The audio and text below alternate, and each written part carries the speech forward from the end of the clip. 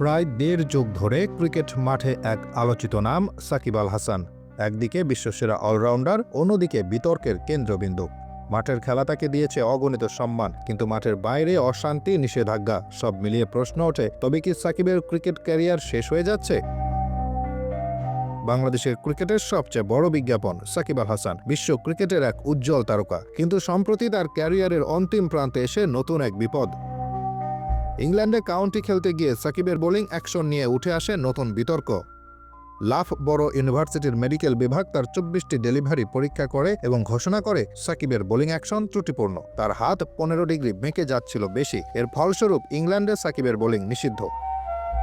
এ মুহূর্তে কাউন্টিং বা অন্য কোনো টুর্নামেন্টে তাকে বোলার হিসেবে খেলতে দেওয়া হবে না, কেবল ব্যাটার হিসেবেই তিনি মাঠে নামতে পারেন। যদিও আন্তর্জাতিক ক্রিকেটে এখনও সাকিবের বোলিং নিয়ে কোনো আপত্তি নেই, তবে প্রশ্ন উঠছে, এই নিষেধাজ্ঞা কি আরও বেশি দেশে ছড়িয়ে পড়বে?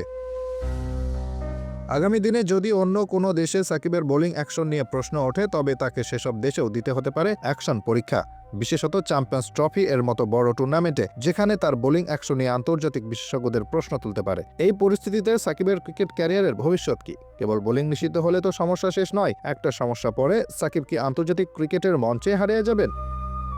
সাকিব আল হাসান বাংলাদেশের ক্রিকেটের প্রতীক, কিন্তু তাকে যদি কখনো বোলিং করতে না দেওয়া হয়, তাহলে তিনি কি আন্তর্জাতিক ক্রিকেট থেকে সম্পূর্ণ বাদ পড়ে যাবেন? এই প্রশ্নটাই এখন ঘুরছে সবার মনে।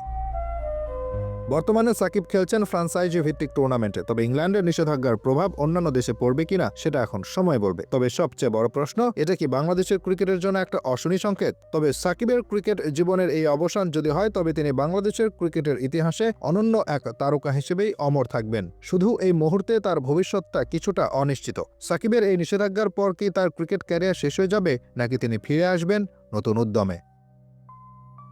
Hasibur Rahman, daily our Bangladesh.